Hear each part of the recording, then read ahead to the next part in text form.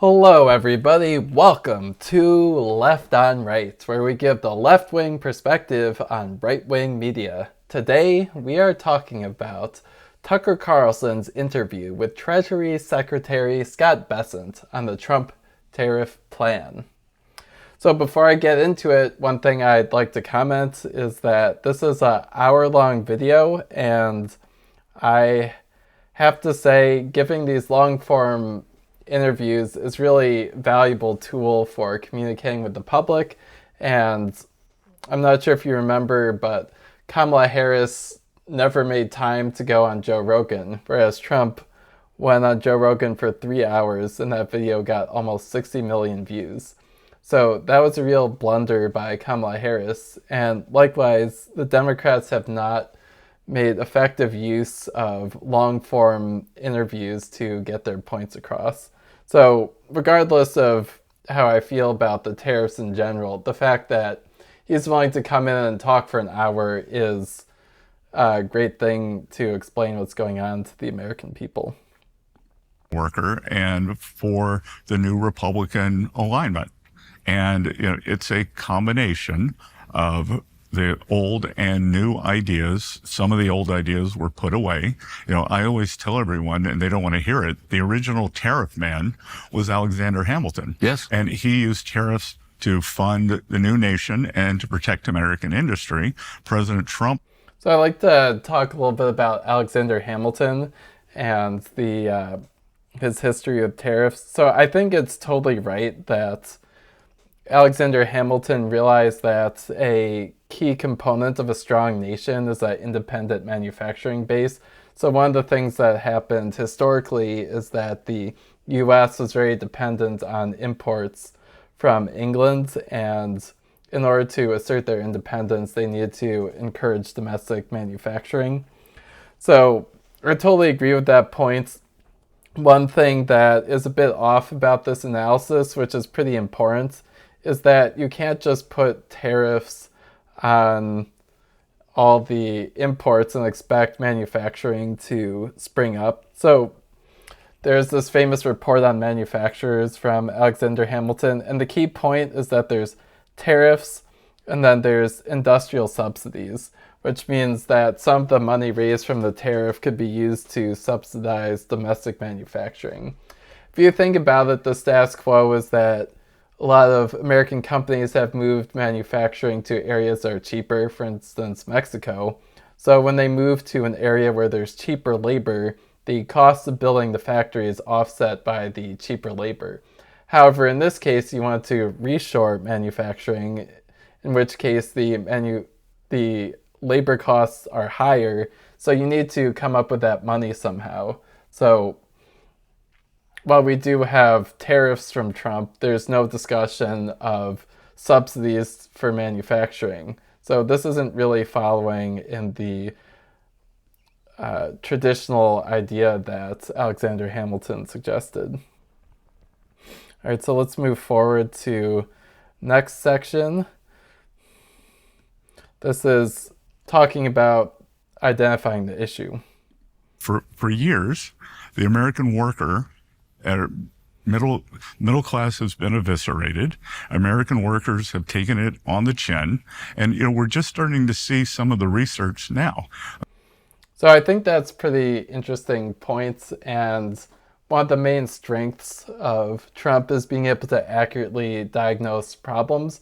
So there's a lot of people in this country where they were working in a factory and that factory got shipped overseas. Those factory jobs got shipped overseas and the factory shut down.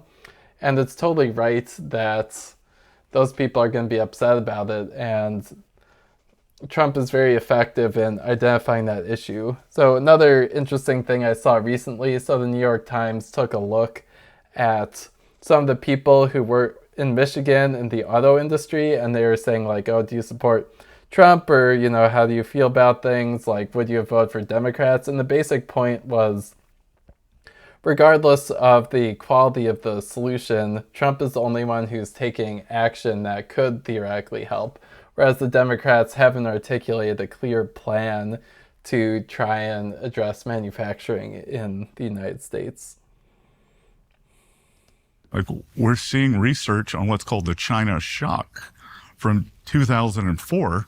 It's just coming out now, and it's what you know, it's what I know, but finally academics are saying, oh, the American workers never recovered from the China shock. So he's just continuing on to explain that the U.S. workers have not had as many manufacturing jobs in the past 20 years or so, and that's totally true.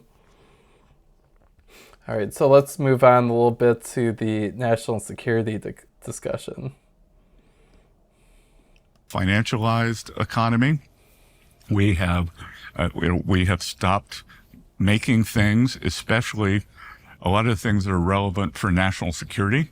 I think one of the few good outcomes from COVID was we had a beta test for what maybe a kinetic war with a large adversary could look like. And it turned out that these highly efficient supply chains were not strategically secure. So I think those important points, which I agree with. The U.S. manufacturing is very dependent on countries which you could consider competitors or adversaries. And it's a serious national security risk that we have so much dependence on these other countries in terms of manufacturing. So I agree that it is a priority that the U.S. has more manufacturing in key industries. So I think that's probably one of the things where I would differ quite a bit from the tariff policy. So tariffs were applied to pretty much everything, although it's a little bit unclear exactly what's going to happen at this point, because since this interview, the tariffs are paused and we don't know what exemptions will come in and so on. But the general idea of bringing manufacturing back sounds pretty good to me. However, the process by which we would put tariffs on everything isn't strategically effective in actually getting manufacturing reshored. So let's just move on a little bit here. So he goes on to talk about how does the stock market get impacted. And one of the things there, so he's basically saying, why did the stock market go down? AI announcement of DeepSeek. Right. So the so-called Mag 7, the tech stocks, had been doing very well for about 18 months, led the market, and I think that there's kind of a... So he's basically saying that the stock market went down because a lot of the big tech stocks went way up due to AI, but then there was a bit of a reality check. So it is true that there was some drop in the market due to the release of DeepSeek. However, the market also dropped pretty significantly in response to the tariffs. So it's a little bit of a weird argument here that he's deflecting from the fact that the stock market went way down right after the tariffs. So I don't think that's a very compelling argument. So now let's talk a little bit about how this impacts the everyday person. The president suggested in describing his plan for tariffs, he said, look, you could conceivably fund a lot of government with tariffs. And that would suggest that taxpayers fund less of the burden. And so do you expect that these will be accompanied by a congressionally approved tax cut for the middle class? So I think that's a good question that Tucker Carlson asks. So the basic problem with this point is that tariffs are a regressive tax effectively. So you have people paying an additional tax based on the consumption of a good. And so people who make less money spend a smaller percentage of their income, or people who make less money spend a lot. And so a lot of people who make less money are paying this higher tax. So it effectively shifts the tax burden from people who are more wealthy to less wealthy. And that's not really the arguments that they're trying to make. They're just glossing over that point and claiming that prices won't go up. However, the idea that prices won't go up is pretty dubious. So let's take a look at this discussion here. So this was a Princeton economics review of what happened to the Trump tariffs from 2018. So they basically say we see large price increases, typically about 10 to 30% in wake of the tariffs, which is comparable in magnitude to the tariffs that were applied. This implies that the full incidence of the tariffs have fallen on domestic consumers thus far. So in this interview, he's arguing that the majority of the tariffs would be paid by the producer or the importers, not the consumers, but that's not very realistic and doesn't make a ton of sense. And they've essentially stopped making this argument because it was dubious from the beginning. So he goes on to make that argument here that if you have a 10% tariff, it would only result in a 2% price adjustment for the consumer, but that's just not very realistic at all. So I'd like to zoom out a little bit and talk about some other interesting things about tariffs that be good to think about. So the Wall Street Journal is a great source of information on tariffs and other economic policies. So this was a interesting thing from the past. So basically there's tariffs on washing machines and they analyzed what happened.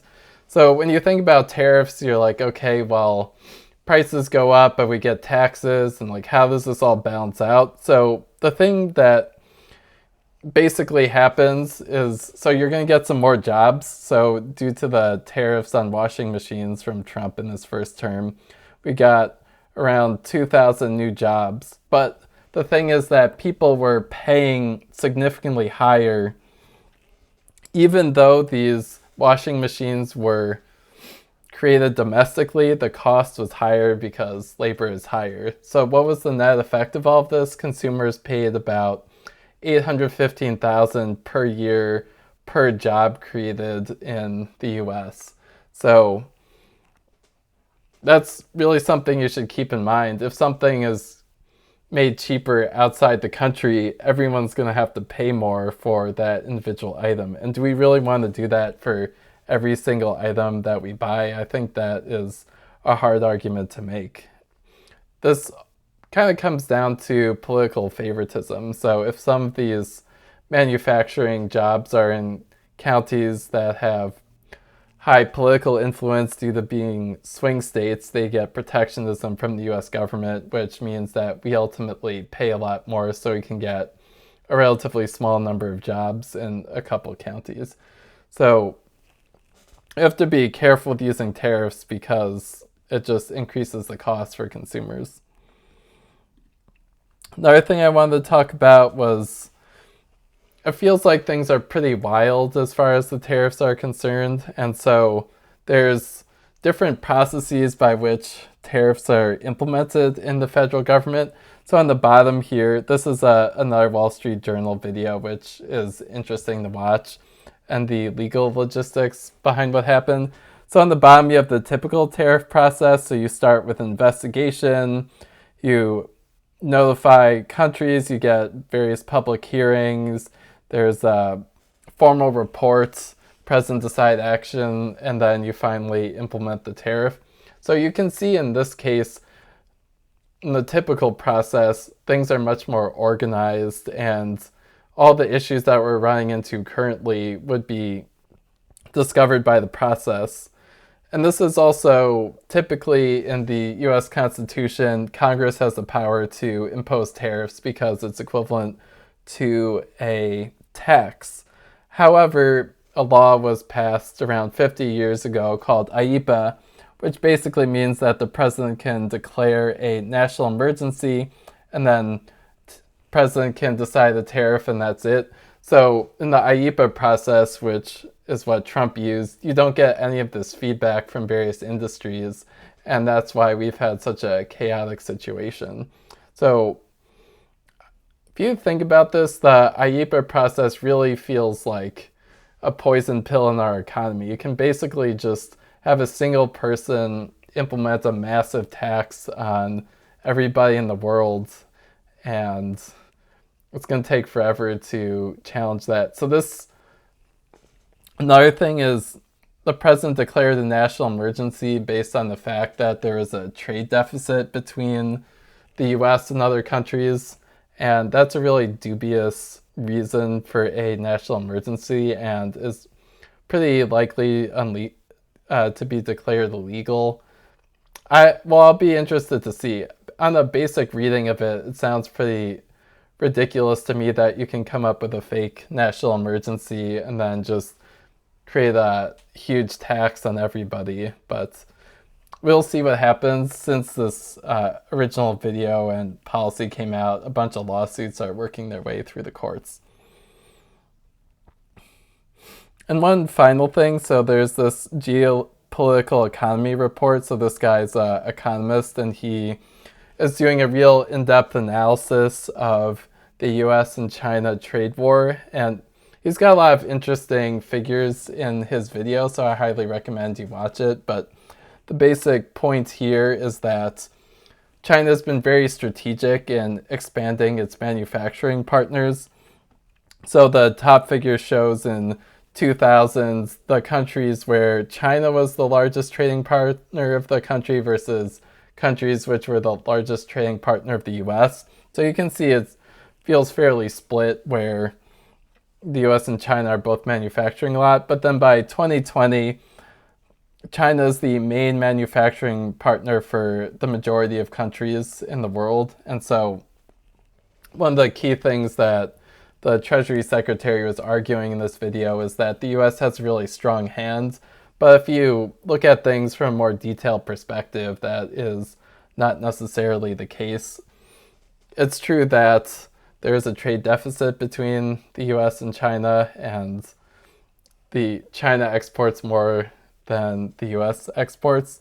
However, China is also exporting to a lot of other countries. So as a fraction of Chinese exports, not having the US isn't necessarily as big of a deal.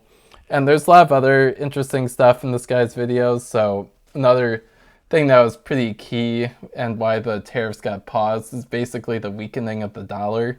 So countries since World War II have seen the US as the most stable economy and place to put money, and the US Treasury securities are one of the best, most safe places to put money. However, given all the instability from Trump with the tariffs and the general authoritarian shift of his government, other countries are seeing the US as a less safe place to put money, which is a major risk moving forward, as China could take that place of being the global reserve currency.